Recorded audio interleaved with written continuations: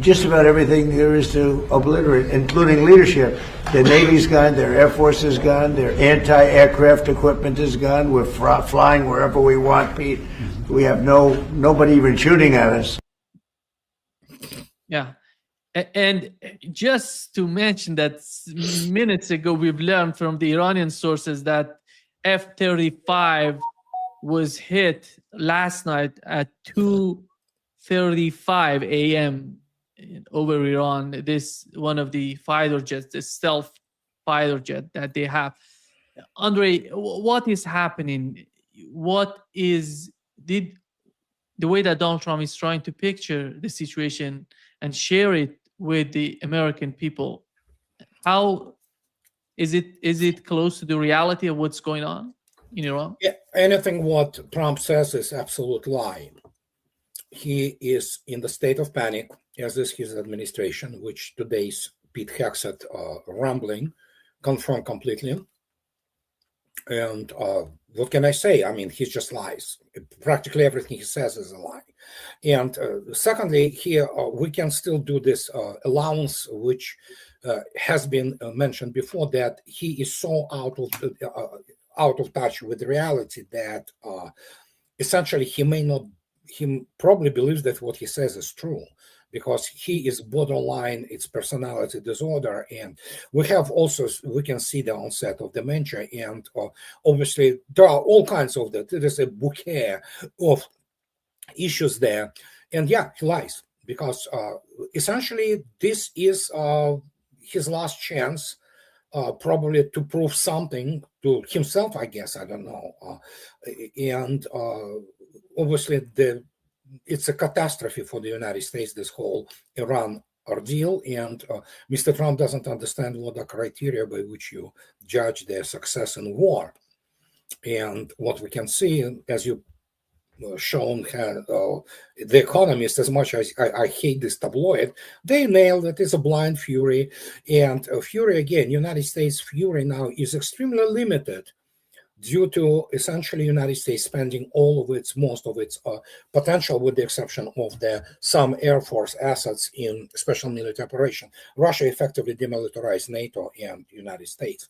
So now we have Pete Hegseth lamenting this morning that, oh yeah, it was Biden. No, it wasn't just Biden. It's also Trump administration, which continued to support Ukraine war. And now we can see the result. They got, for the first time, into brawl with people who actually have the means to shoot back, and shoot back extremely well. And as the result, it's a utter military humiliation. But yes, we have this guy fantasizing about his greatness, and while reality, of course, which is happening beyond him, is totally opposite, 180-degree opposite. Andrei, we are approaching more than 3 weeks of the conflict and the war, and Pete Hegseth is asking $200 billion more. And what is the current situation with their sort of, strategy, with their sort of weapons and ammunition? I don't know, whatever, Tomahawk missiles. What do we know about the situation there? Because it's not just about the money. The production is it's all about production. Issues. Yeah. Go ahead. Yeah, you cannot explain some MBA from Harvard that it's not about money.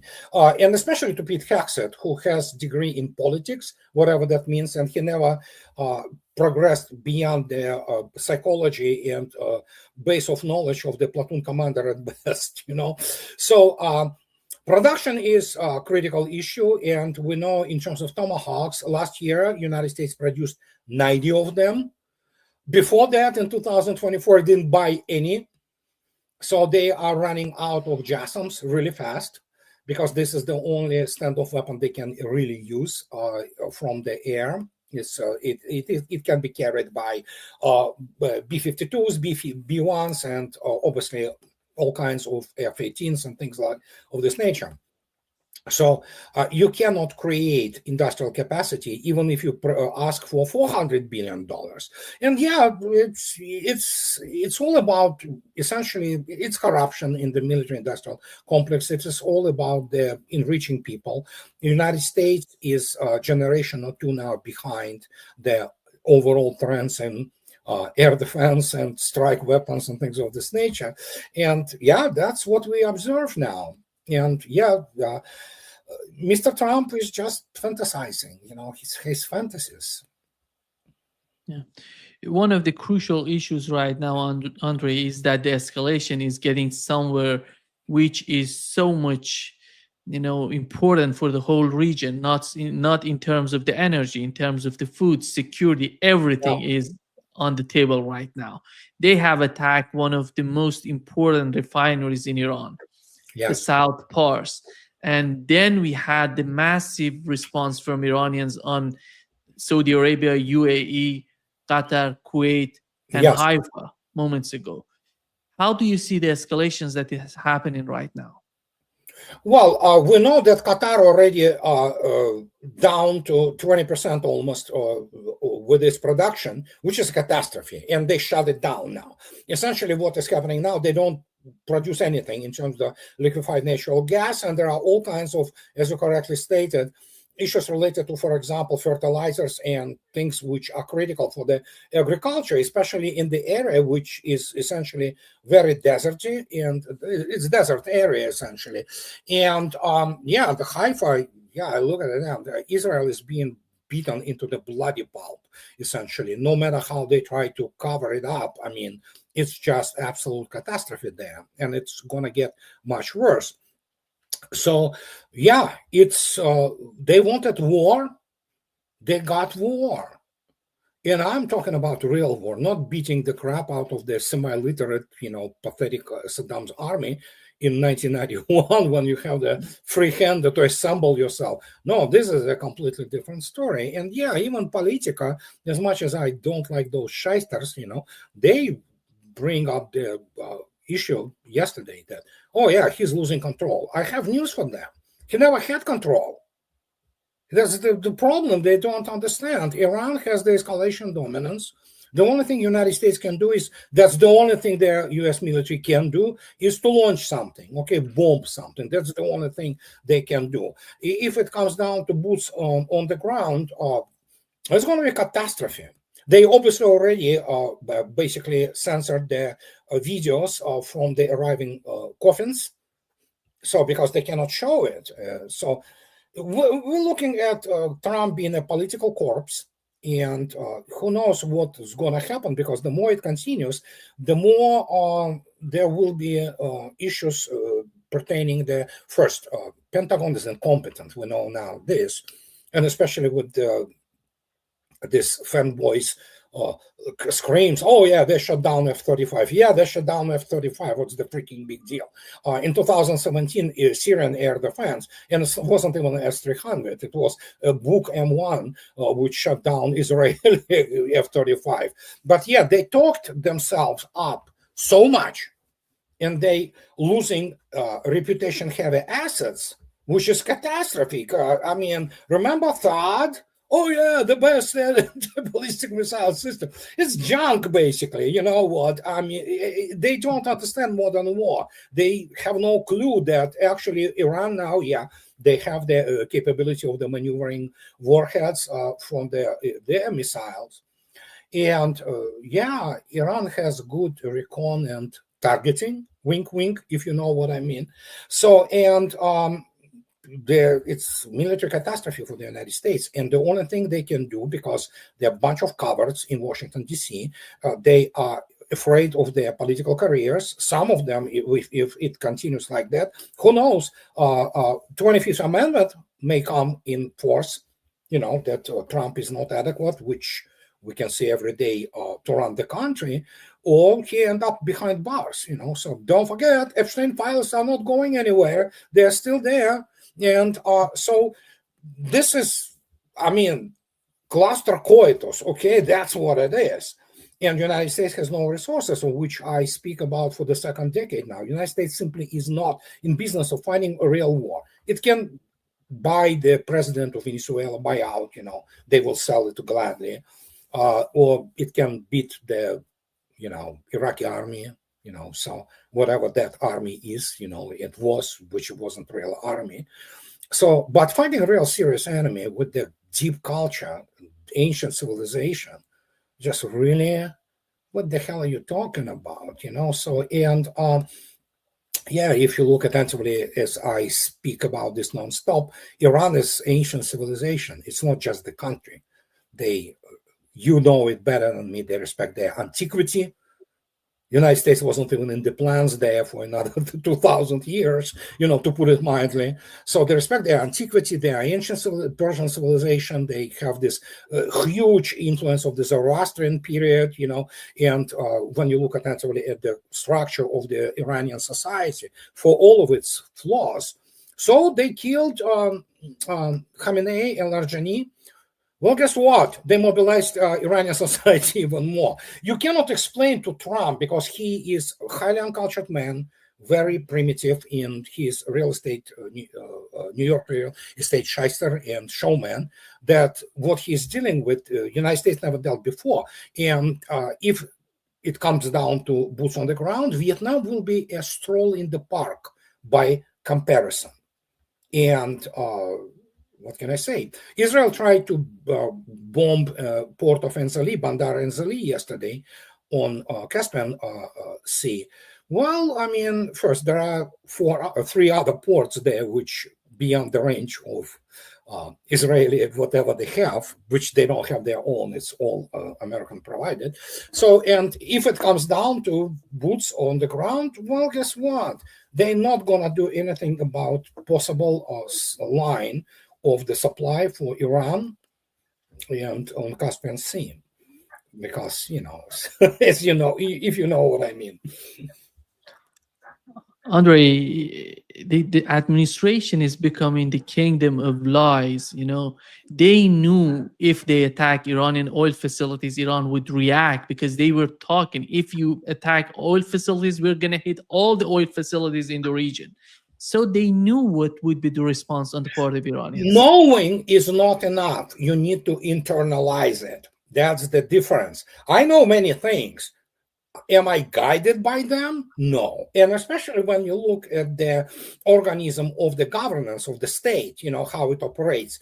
It's, again, it doesn't matter what they know. If they don't apply it, whatever they do. And again, Trump is under the huge pressure, and basically he's owned by Israel. Okay, let's face it. It's just the way it is. American administration and military circles are infested with Christian Zionists and Israeli firsters, IPAC people. And those people are extremely incompetent militarily, strategically. They never were good to start with. For example, Israel's military mythology have been very accurately constructed by the Israeli media and Israeli-controlled media, which is most of them in the United States. And so the same goes for American military mythology. And so they believe they became the high on their own supply. My first book about it was that they don't even understand what they're dealing with in the outside world. And again, it was done by the carefully choosing weak, retarded enemies like Iraq, all kinds of and again, you saw yourself, those idiots still celebrate this, which is national shame for Venezuela. They are in the retail business of their presidents. They have been, traitors all over the place, So it wasn't really some special horribly difficult situation, because they sold the president, there. So, and but reality, Iran is a completely different league, and now they run into this, and suddenly everybody talks, they miscalculated. Name me the basically occasion when they calculated it properly. I can give you this occasion. This occasion was in 1953, when Eisenhower, being a man of true stature and of scale and military background, which was global in nature, understood that we have to stop this bloodshed in Korea, and he was the guy who stopped it. But then again, comparing Eisenhower to Trump, or Trump to Eisenhower, is like comparing me to Einstein or something like that. it's not even the same galaxy, okay? And so that's what you have. You have a pathetic kindergarten kids with the, issues of their emotional issues who run United States today. And they are obviously guided by this basically fundamentalist ideology of the rapture, the Israeli forces of this Scofield Bible heresy. And as a result,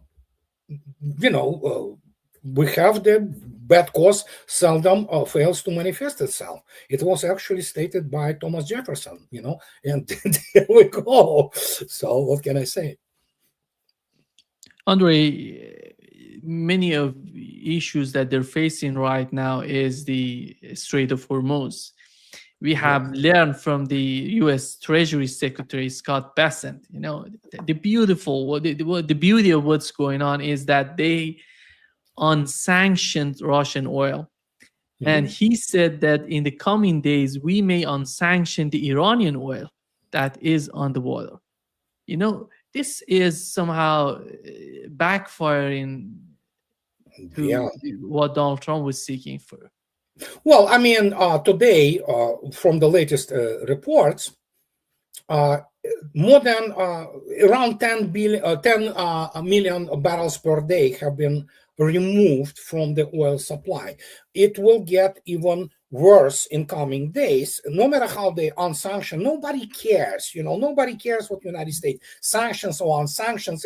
If India is afraid or China is afraid, it's their problems. Okay, so for example, Russia has enough to basically do and deal with people who are not afraid and just do their thing. The problem is that it's going to get much worse, and the actual physical oil today, unlike this paper BS, which is sold on all kinds of the exchanges, even that, it's just grows non-stop. We're about what, $127 or whatever in paper.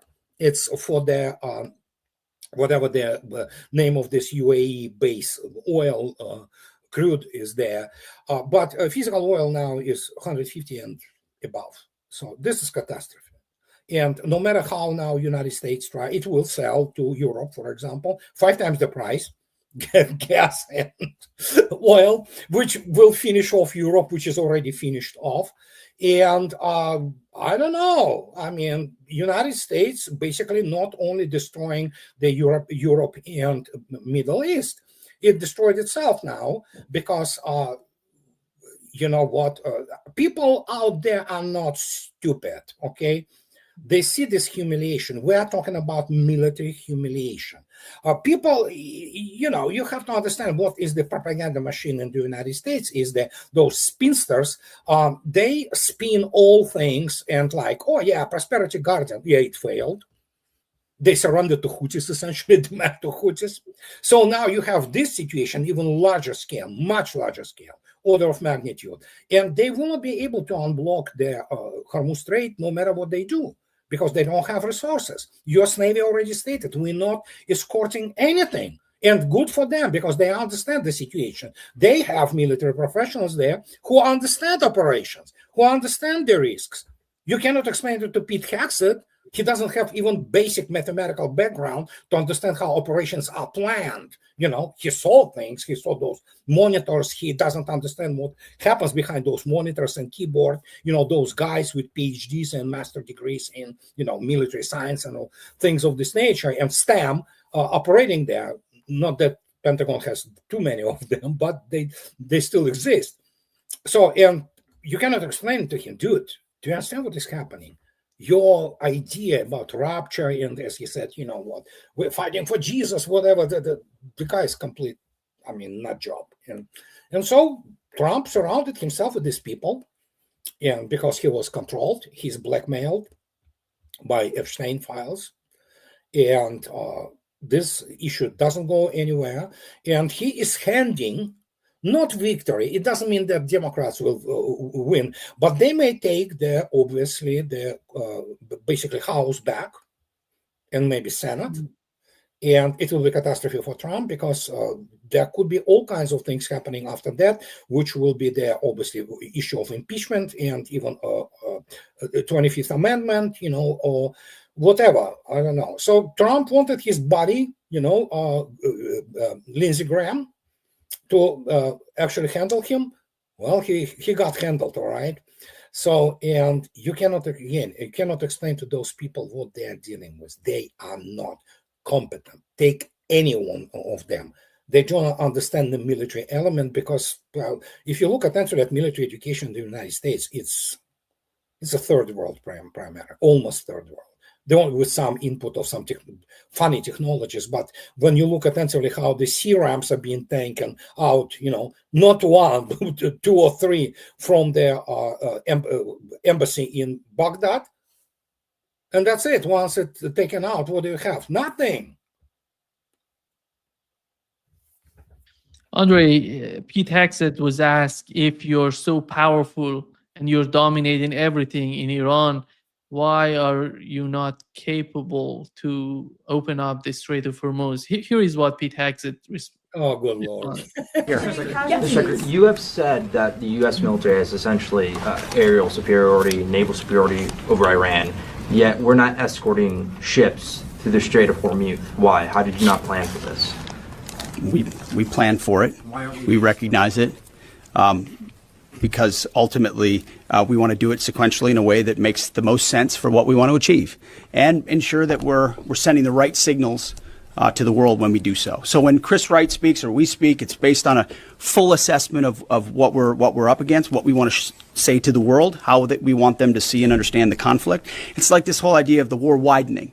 That's what the press wants to make it look like it's widening and chaos is ensuing. No, we're actually closing in on grabbing hold of and controlling what objectives we want to achieve and how we want to achieve them. It's called shaping operations and setting the conditions. But when you shape the environment, you don't always tell. I mean, foolish political leaders and foolish military leaders of the past will hang an exact deadline on it. Or here's exactly when we'll do what we're going to do. Or here's how long it's going to take us. And then if you meet that, maybe you meet it. But if you don't, you fail. And if you're far beyond, we know exactly what we're shaping and why. We're sending those signals working across the interagency. The Strait of Hormuz is something we've paid attention to from the beginning. And the American people can rest assured we will ensure that our interests are advanced, no doubt. Andrei, from the military point of view, what is that making any sense? No, it's some kind of it's gibberish. It's the set of words, not logically, sequentially connected in any way, semantical BS, semantical soup, porridge, what have you. He need to say something.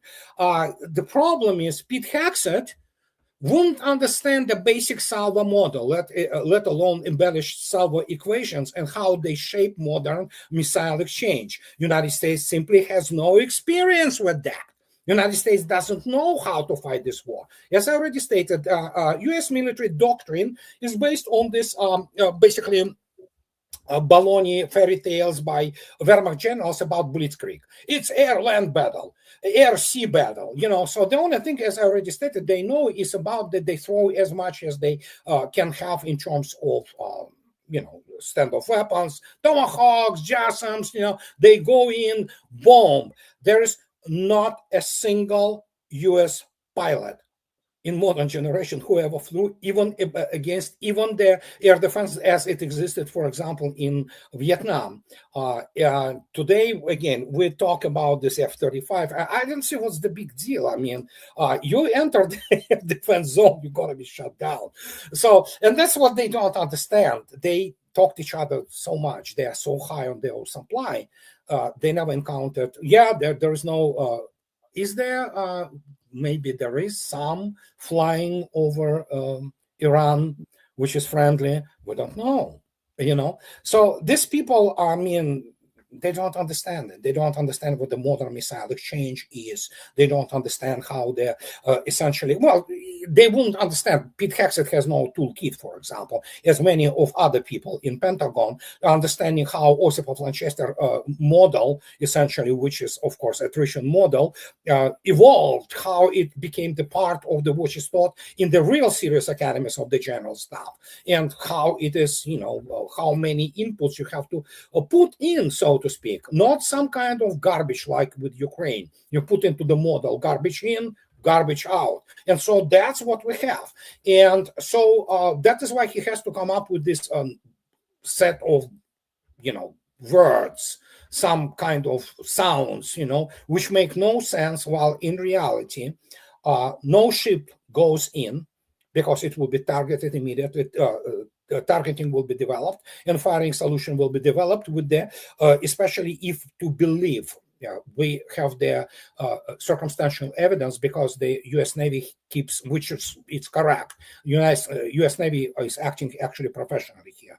It keeps its assets about 700 to 1,000 kilometers away from the shores of Iran, because this is the assumption which may have the foundation in real life, that Iran does have the anti-shipping cruise missiles with the range of at least 700 kilometers, and some of them are supersonic. That means if you take a look at the width of the Persian Gulf, and you say, okay, they have 700 kilometer, range missile. Okay, take a look at the width. The widest part there of the Persian Gulf is what? 250 kilometers. I don't remember from the top of my head. But it's a simple geometry. Subtract 250 from 750. What do you have? You have 450. It's 36. It's 36. Yeah. No, it should be. Yeah, it should be about the hundreds of kilometers, but I don't remember. So you have what, about 400 kilometers at least within the Iranian territory, under the cover of whatever the air defense Iran has, that you will receive targeting and you will launch the salvo. Good luck doing anything about it. And of course, then we have the minefields.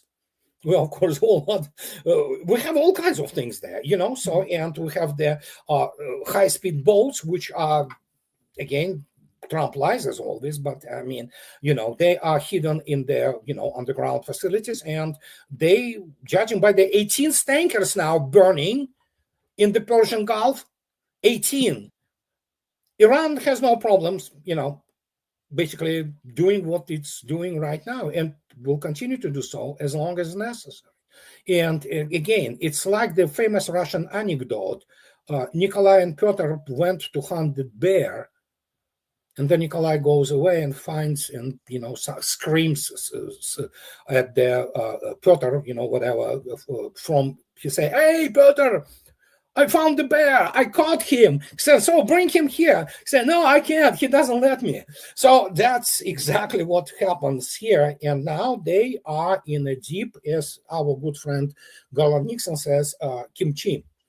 And the kimchi is very deep, and can I say, you have to have a real serious general staff to understand this. United States has only commands which plan for whatever they plan, but we know that U.S. Navy is doing the right thing because they need to preserve whatever the assets, however obsolete for the modern warfare, they need to keep them away. They might move some submarines there, which obviously Iran doesn't have their full anti-submarine warfare capability. So they may launch more Tomahawks, whatever is left there. But that's about it. So everything is now back onto the only thing U.S. military knows how to do, on the U.S. Air Force, to bomb something. Okay? And evidently it doesn't go that well either. Donald Trump is desperately asking NATO countries to join him. And for the first time, we've learned that the NATO Secretary General was talking about, the way that they can help the Trump administration and the United States in this war. Here is what he said. Yeah, I know. Contacts with allies all over NATO territory. What I'm sensing and hearing is that we all agree, as we always did, that it was crucial for Iran not to get its hands on a nuclear capability, a ballistic missile capability, and what the US is doing at the moment is degrading that capability of Iran, and I think that's very important. This is important for European security, for the Middle East. It is vital for Israel itself. Then when it comes to the Hormuz Strait, everybody agrees this strait cannot stay closed. It has to open up again as soon as possible. This is crucial for world economy. In my context with allies are seeing is that they are intensely discussing amongst each other, with the United States and amongst each other, the best way forward to tackle this huge security issue. And let me add to that, that I'm confident that allies, as always, will do everything in support of our shared interest. So, The is guy he is suggesting anything new, anything that is no, practical? he just kept an obvious, repeating. He's downright moron. He's general secretary of the organization, which is dead now. Okay, NATO is dead. NATO militarily is a paper tiger because the country which heads it, as Trump said, we are NATO. Putin is afraid of us, you know. So, yeah, Vladimir Putin is just quaking his boots. These are delusional people in the state of panic. And yeah, NATO is dead. I mean, what is NATO? What can they do? European NATO is pathetic. I mean, okay. So, and they can proclaim whatever they want. They can state whatever, especially Rutte. He is not a bright man. I mean, he is going to deliver the same statements which are required of him. He's a puppet, essentially, you know. And so, yeah, it's shaking of the air, okay? And yeah, for 4 years, they were thinking that they were that great. Well, no, not for 4. First couple of years of special military operation, they thought they were good, you know, so then they got their ass handed to them in 2023 counteroffensive.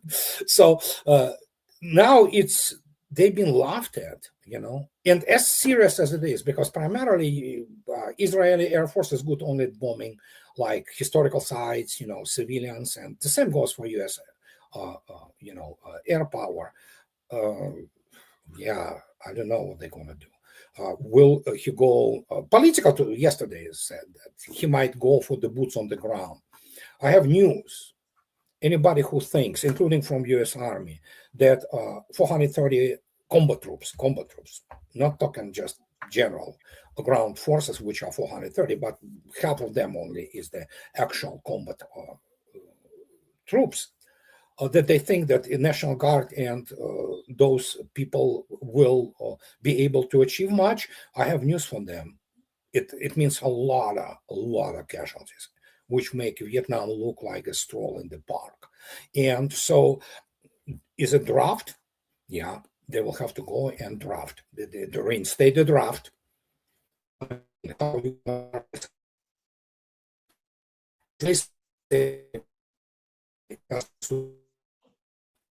So, there's sad situation for the United States, but smart people, as I already stated, Eisenhower, he knew the limitations. He understood the strategic dead end, so to speak, because he was a great general. He was a man of the global status, you know, so he went there and fixed it. Now, since after that, United States made sure that no competent general will ever be elected in the United States, except for, of course, George H.W. Bush. He was a bona fide, a bona fide World War II veteran, and he was the CIA director prior to him becoming president. But again, didn't work out that well in the long run. Economy defines everything, and we can see, we need to go and take a look at what we have in terms of price right now. It grows by the minute, actually, you know. So, and Morban crude, which is the base for 123. It's a paper, and it grew up $6.50 today. Brent crude at 108. Russian Urals is trading on papers, you know, despite the fact that it was removed from there, and it's tied to Brent is 104. so much. So yeah, and they will unsanction. At this stage, nobody cares what they do. That's United States becomes irrelevant in this world, and this is the end of the petrodollar. And Iran is making sure that there will be no anymore, plastic shopping malls which sell. For the idiots, all this fake luxury, and things of this nature. I don't know why would you go to buy, just like to do what? Buy overpriced crap from the overrated, or you want to go to what? Ski in there, whatever the ski arena which they built. Why don't you go to Switzerland? Go to the state of Washington. We have wonderful skiing areas here, much cheaper, by the way.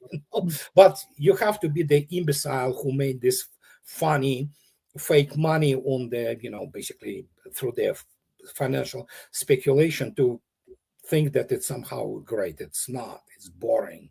It's nauseating, So and we are Andre, getting the basics. Yeah.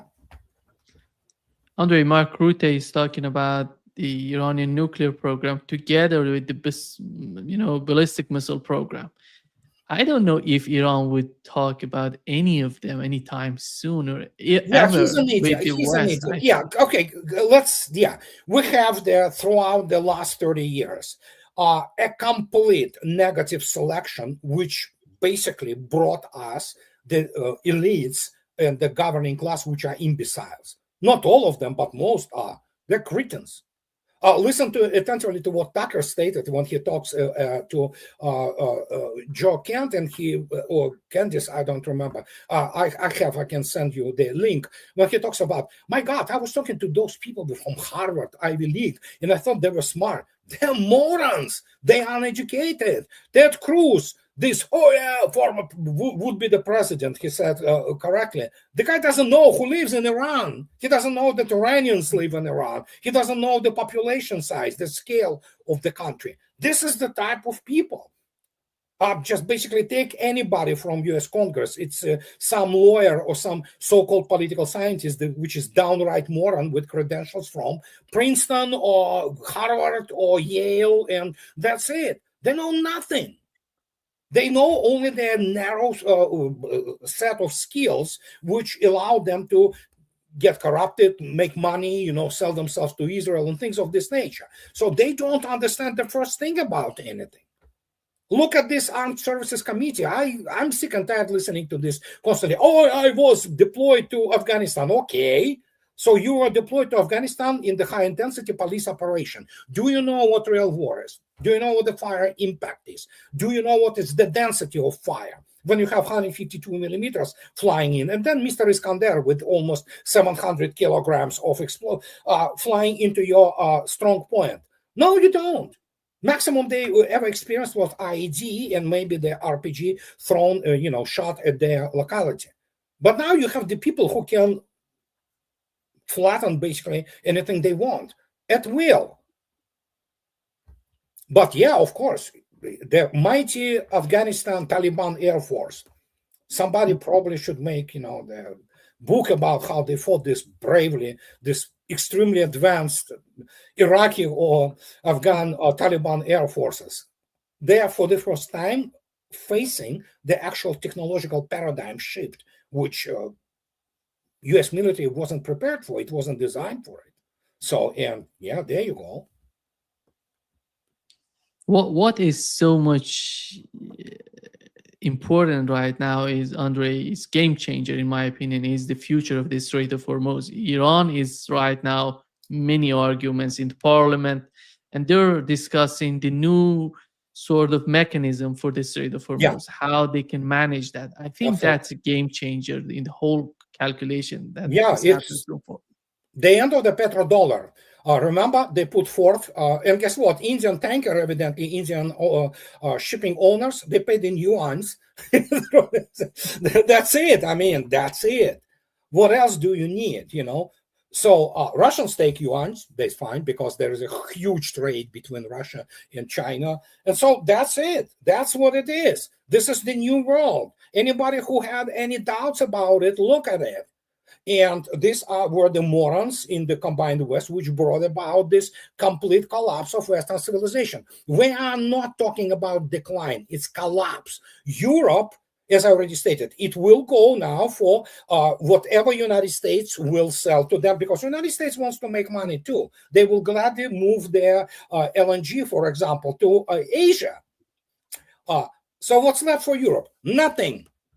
And even what they get, they will get 5 times the price, maybe even more. And I'm talking about both oil and liquefied natural gas. And look at Germany. It is catastrophe. It's their national catastrophe. These morons, they voted for that. I don't take all these blames. But we are not like this. Yeah, you did vote for it. I voted for Trump, and he lied to us, but he was still better than this idiot, whom I'm talking about. And so what do we have? That's what United States will be essentially moved back, which is happening already because of its military impotence into the Western hemisphere. That's United States Monroe Doctrine 2.0. And the rest of the world will just go on and will reform itself, reshape, and Iran will be getting his payments and yuans, rubles, and if need be, well, Russians themselves are actually a huge exporter of the crude. And as a result, I mean, this is the world without the dollar. So Trump accelerated it. He doesn't understand it because he is, or maybe if he does, he should panic because he may not even sit out the rest of his term, actually, because this is catastrophe for the United States. I think this whole case of, Ukraine together with Asia shows how BRICS is getting stronger and is growing stronger. Yeah. And Donald Trump himself wanted to somehow weaken BRICS. And that's not going to happen, because it doesn't matter how India behaves. It means that I would argue that Russia, China, and Iran are closer than ever. Yeah, it is. It's true. It's absolutely true. And nobody would expect that. Well, again, I spoke about the two can play the game, and we don't know what flies inside Iran. And if you know what I mean, which was seen over the Tehran skies. And so the question is that what's going to happen to Israel? It might dissolve as a state because it's not livable, and Iran evidently beaten it into the bloody pulp, and probably the beating will continue. So the question is, if any one of them, Israel or United States, decide to go nuke, they will be pariah states, and the United States will collapse actually anyway. So, and that will just pretty much show you their weakness, and they're still not going to destroy Iran. And that will change the dynamics of the BRICS coalescing immediately into the military alliance and Russia stepping up immediately. And so we live in the world which changed so much, so drastically, that even the collapse of the Soviet Union at this stage looks like they're important, but they're kind of footnote, because what we see, we have the global rearrangement of on unprecedented scale. And you're correct. Yeah, at this stage, it is, and again, Russia is not selling India anymore the oil on those wonderful discounts. India is buying oil on the, regular price because Kremlin saw what Mr. Modi did with, hugging and kissing his buddy Netanyahu. And that was taken, Russia took notice of that. And so, yeah, you're right. And so it's a sad end of the Western civilization, but at this stage, one has to ask the question, how long can France provide the security for its nuclear deterrent? The rest of it, Europe can go to hell, actually. So just, you have to save the treasures of Louvre and other art galleries, before they will be overtaken by what is happening right now in Europe, especially Southern Europe, Islamization, Africanization, Arabization, and things of this nature. And so, yeah, that's what it is.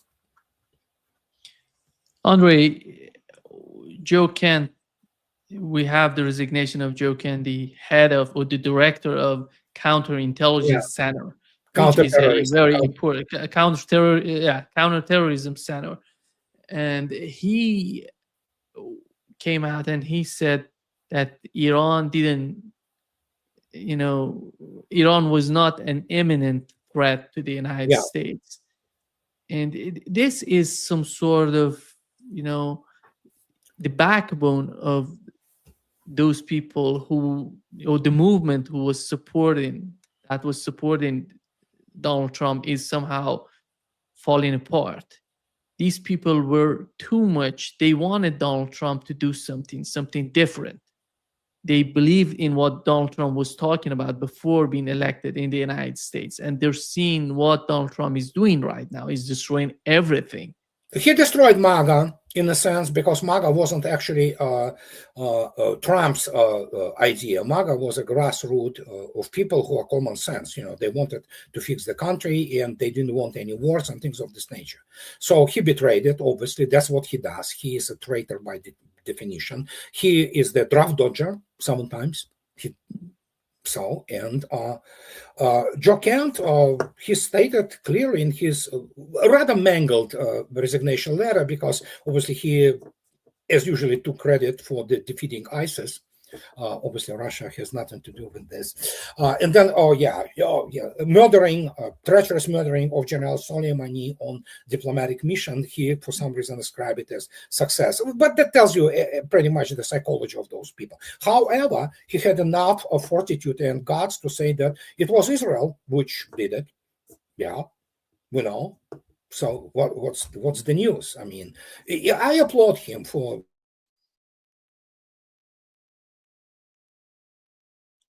Andrei, it seems that we have some sort of issue here with the connection of Andrei. Yeah. So yeah, you're back. Yeah. So that's, what can I say? Yeah. We can only, as I already stated, express our sadness to what has been done to one's great country, which United States still is, but it's a precipitous decline. We can see it now, and it's going to be even more political chaos, and essentially, it is disintegration in many respects, cultural, social, what have you, and no amount of money will help. And at this stage, I can tell one thing, which I agree with many observers, that we cannot vote ourselves out of this anymore. Yeah. Andrei, before wrapping up, I think what is happening right now, Russia and Iran are getting to the point that they perceive how powerful they can be in defining the future of the energy market. And that's totally, it's important for the future of BRICS. It's important for the future of Eurasia. Absolutely. It's you spoke a very important strategic truth here. Suddenly, when Iran understands that it's over with this, satrapies and all those vassals of the United States, we control basically the access to one of the most important lifelines for the energy. And then you have Russia. And you already kind of touched upon it just a few minutes back when he stated that, God forbid something, there will be, there will be BRICS, all right? But it's going to be most likely Russia, Iran, and China. And God forbid something, as I already stated, it's going to coalesce in the full-blown military alliance. But again, a lot of things have to happen there. But yes, Iran understood its power now, and as long as this Shiite thing, with this fatalism and, not being afraid of death, they better start, Larjani, I mean, he didn't even hide. He was in the open and, but then again, you can compare to this guy. He has bachelor's in mathematics and he had the PhD in philosophy, and his thesis was about the Immanuel Kant. Compare this to educational level of American elites, a bunch of the cretins basically with fake credentials from those Ivy Leagues. So yeah, they have to start dealing with this in more, kind of European manner, which is more advanced. But yeah, this Shiite thing about, we're not afraid, we're happy to martyr ourselves, that has to stop, really. I know they have a lot of people who are ready to step in, but yeah, Larjani was, he was outstanding man, obviously. And but yeah, he was murdered. That's what they do. That's the only thing they can do, murder. Unfortunately, yeah. Thank you so much, Andrei, for being with us today. Great pleasure, as always. My pleasure.